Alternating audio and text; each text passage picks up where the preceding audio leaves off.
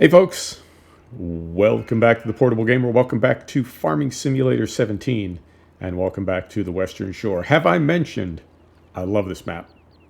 I not enough good things to say about this map. It's my favorite map ever. So we're out at Seaview. It's the first day of summer. Tell you what, let's go to the map. Let's go to the map, and I'll bring you up to speed. First day of summer, and as I hoped and feared, our grass on the first day of summer did go back to growing. We'll zoom in a bit here. So all the fields that are the light yellow, those are our grass fields. I'm glad that we got field 39 done yesterday after, well, I say yesterday, last episode. After I got done foraging up the rest of the rows, I did get fertilizer on it. So all of our grass fields are double fertilized now, and because they're growing again, like gold, they will take a third coat of fert, which I will apply off camera.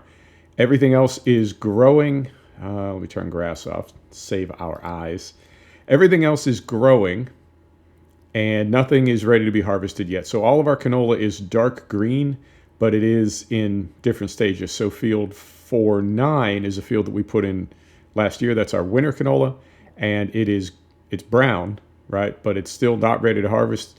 48, 50, and 51 are yellow, and they are obviously not ready to harvest yet either. So the corn is coming up, potatoes are coming up, everything is working out. But if we go to our animal screen, right?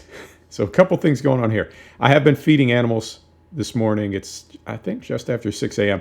I've been feeding animals. I've been mucking out. We're good to go there. But everybody really needs water because it's the first day of summer. As it gets warmer, right, animals go through a lot more water. So we're going to water the sheep, and then we're going to head down and water the pigs. But look at this up here. 196 pigs. When we get to Black Rock Farm, that's our pig farm, when we get there, we're going to sell 100 pigs.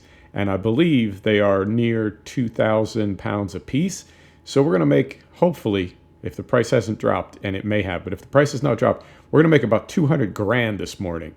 And we are just going to suspend our disbelief and pretend that somebody is coming to pick them up. So we will sell them from the farm itself rather than taking them down to the animal market. Right, so we'll hop in here. We'll get our sheep taken care of. I did notice when I was in that menu, when I switched over to the first day of summer, I did notice the pigs are still reproducing. Cuts both ways. It means, hopefully, we're going to have even more pigs to sell this year. But it also means we're going to need to keep feeding them until we bring in corn and potatoes and canola and all the other things that they need to eat. Now, I don't mind spending $10,000 a day to feed them if they're making us $200,000 every few days. I'll take it. That's a good deal. Everybody is thirsty. Yes? No? What's happening here? Moment, please. So we go back here. Sheep. Wow, they're just taking a lot of water. But no, that's not right. Because this thing holds 9,600 liters. We've put 6,000 out. You know what I mean? We're down 6,000 liters, and we've not even yet filled that trough. I don't know what's going on. And something else that I noticed about cows. Yeah. I don't know. I think using the Coda Universal, I wouldn't say that it's causing problems, but I think something's a little bugged out with it. And something I also noticed about the cows, and before we leave Seaview here, I'll show it to you on the menu. Don't hit the wool. Go right out here. Make a little room, and I'll show you. So I've only been feeding the cows TMR. They've been eating their own grass, and we've been feeding them wheat, but I've just been feeding them TMR. But when we look here, we can see every time we add TMR, we get, this volume going in from TMR, but then it jacks this hay value here.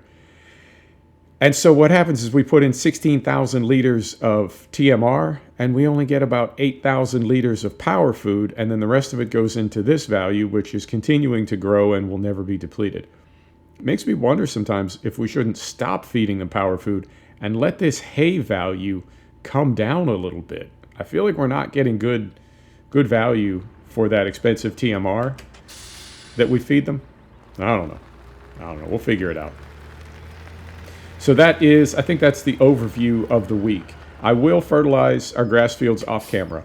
And next episode, I would like to be harvesting. Now, with the 200,000 that we get from our pigs, I say 200,000. I hope. Let me show you one more thing before we leave Seaview. We've got 3 wool pallets back here. Those are 10K a piece and half of one here. So we got about 35K for wool there as well. We can let it sit till we get a great demand, or we can sell it. I'll sell it off camera. So this is, it's nearly empty, but we have water at Black Rock. So we'll put the rest of this into the pig trough, and then I'll refill from the water tank at Black Rock. So here's what's going on. We don't have any more fields to buy. And that's good and bad. It's good because we don't have to spend money on fields. It's sort of bad because the fields weren't that expensive to buy in the first place. So it's not like we were putting a ton of money into land, right? Like I want to buy another tractor at some point. That's going to be 200K, 250K. We could buy half a dozen fields for 200K. They're really not that expensive. So it's good that we don't need to buy anymore, and it will save us money, but it's not going to save us that much money. We need to get a combine harvester, and we may need to get some smaller gear like a baler, a round baler, and some other things, but we don't need another tractor. We do need a combine harvester, and I will buy that. I've got one in mind, and I'll surprise you with it next episode, or possibly the one after. But we've got that going on as well. And other than that, we don't need to spend any money really on anything. Hopefully 200,000 for these pigs.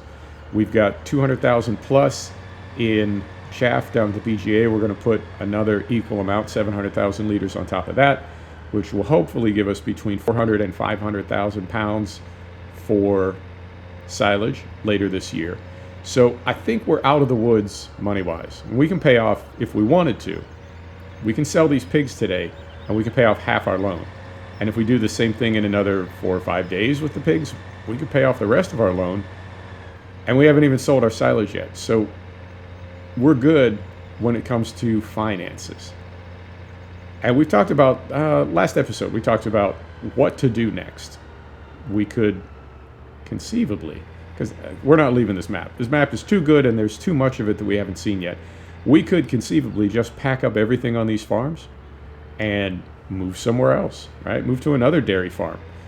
And I think there may only be one sheep farm. But that's okay, because we're not really based at Seaview, so we wouldn't need to move that. We could leave that one where it is. Whatever, we got options.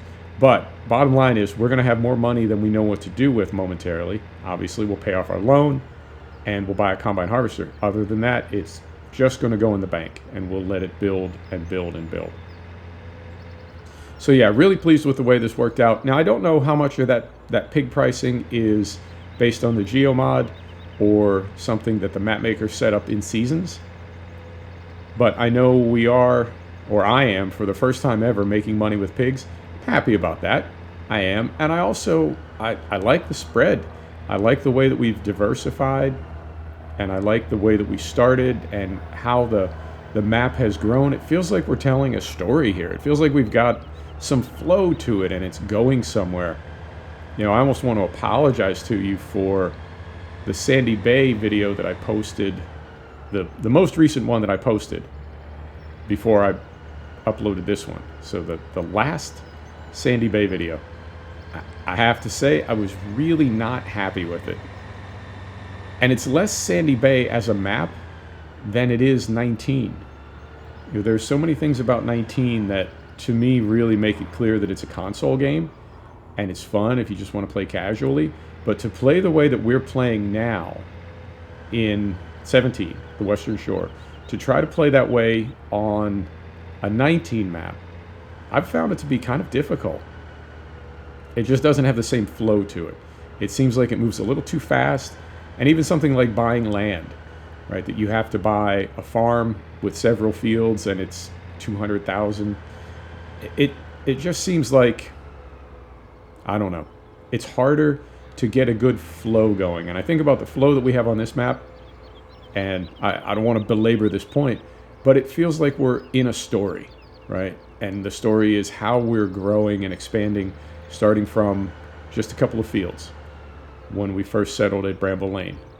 And we could just as easily have settled at another farm and we'd be telling a different story. But I, I just don't get that feeling with 19. And honestly, it's hard sometimes. It's hard to find that place, you know, in my head to record a video. It's easy with Western Shore. I feel like it's going to sound super corny. Be nice. Don't be rude when I say this. It feels like we kind of come home to Western Shore. You know, it feels like a place. It feels like home. 19 maps don't feel that way. And again, I have to stress, it's got nothing to do with Sandy Bay. It's more 19 than anything else. So, yeah, let's keep this going. Let's definitely keep 17 going. And then as far as 19, we'll figure out what we're doing with 19. I don't know. We'll just figure it out. We'll figure everything out.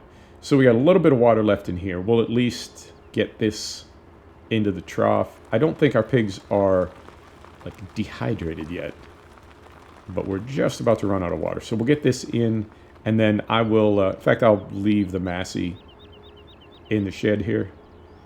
We'll go to the gate. We will sell some animals. Right back here. Yep, there's our trigger.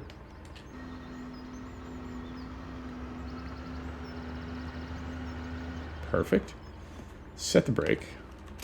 We can turn this off. Hop out here. Right. So if we come right here and we want to sell, well, yeah, we're getting about 17. Was that 17? 1,200. Yep, we're getting about 1,200 per. Okay. And I do have to, unfortunately, I have to tap. There's no press and hold. Okay. Well, we're still going to get some money. That's the important thing. What are we going to get? About 120 grand. All right. I'll take it. So we go right here. God, look at that fee. 45,000. You know what? I'm willing to pay it. There we go. All right. That changes things a little bit. So now if we go back here, yeah, look at that. So that's going to change the amount of food that they're eating. That tops off their water a little bit better. And they don't need straw. I brought down straw bales right over here. And they're not going to need them. At least not yet. They may need them by tomorrow. But they don't need them right now. So I think we can go ahead and call it right there. That is, I know, kind of a weird episode, but I wanted to sell these animals on camera, and I couldn't wait till anything else had come up. I couldn't wait till one of our canola fields was ready to be harvested. That'll be in a couple of days. In a couple of days, we'd have 800 pigs. So that's not going to work. I wouldn't be able to keep them fed. I wouldn't be able to afford it. So I wanted to do that today, and we just came up with a couple other things to do in the episode. Oh, and one more thing. I'll show you this as well. So somebody asked in Discord, hey, what Manitou was I using? And the reply was, I'm using the Bone Crusher Manitou from Forbidden Mods. I was not. I was just using Base Game. But once I saw that comment, I thought, well, I suppose I should download that. So I did get the Bone Crusher Manitou, and I had to convert it over to more realistic. I had to do that manually. It's the first time I've done it. I actually went into the XML file and edited the values manually rather than dropping in a pre-made, more realistic XML. But here's what I find fascinating.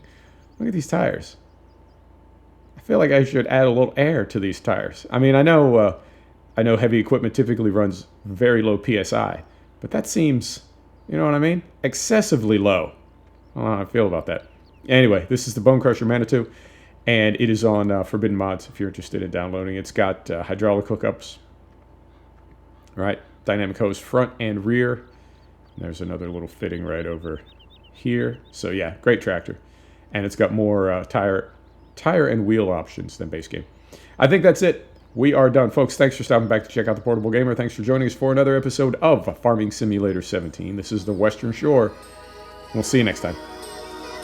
Take care now.